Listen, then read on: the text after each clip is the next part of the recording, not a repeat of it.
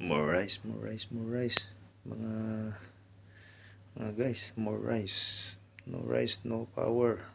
Ika nga naman. Ito na pala yung gagawin ko ngayon guys. Palit muna ako ng tubo guys. Connection ito ng emergency generator namin sa exhaust. So, manipis na yan guys, no? Yung tubo yan guys, yung bottom talaga yan na may naka-welding. Manipis na yung parte na yan. Kaso lang hindi makita na ngayon kasi napinturahan na guys, no? Kaya yung tatabi niya, yun ang ipapalit yun dyan. So, nakikita nyo na putol yung bolt. So, nahihirapan ako magtanggal yan. Sobrang tigas. So, ang ginawa ko, pinantin ko na ang hose, no? Nakikita nyo guys, nagsimula na ako magkakating dyan. Hanggang dyan lang yung ano ko guys. Hindi buo talaga na one. Sabi yung suggest ko buo ang tanggal pati ang plate nyan hanggang sa ilalim. So hindi ko maingin finger namin kasi malaki na yung trabaho. So gawan ko daw ng paraan na sige, yun lang ginawa namin. Sa ibabaw lang kami nag-welding. Tapos nag-cut din ako ng isang plate. Yun na rin tatabo namin guys. Tapos bali papatong na din yung plate na dala ko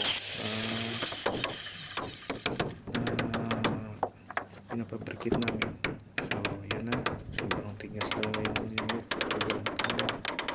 so tinakpan pala yung cellphone ko pala, no, sa welding machine kasi guys. Nung nag-cutting ako, napunta yung spark sa dumitikit sa cellphone ko guys, no. Ayan, yun ang ginawa. So yun nga, kasi kita din nyo na may safety harness ako. So nalog talaga tayo. So yung gagawin natin, so safety talaga, safety first. So talaga yung dapat natin unahin guys, no, yung sarili natin guys, no. Mahirap na.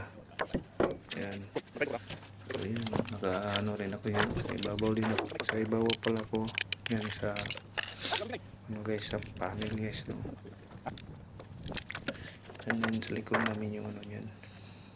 So yan, no, i-grind ko ngayon, no.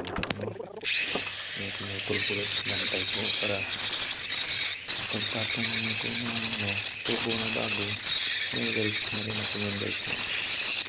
So hindi ko pala makakita guys, no, yung welding ko paano ko yun lang. So sa lang sa finish ko kita guys, no, kasi yung sa welding ko guys hindi ko pala na-play yung video ko kung nag-welding ako.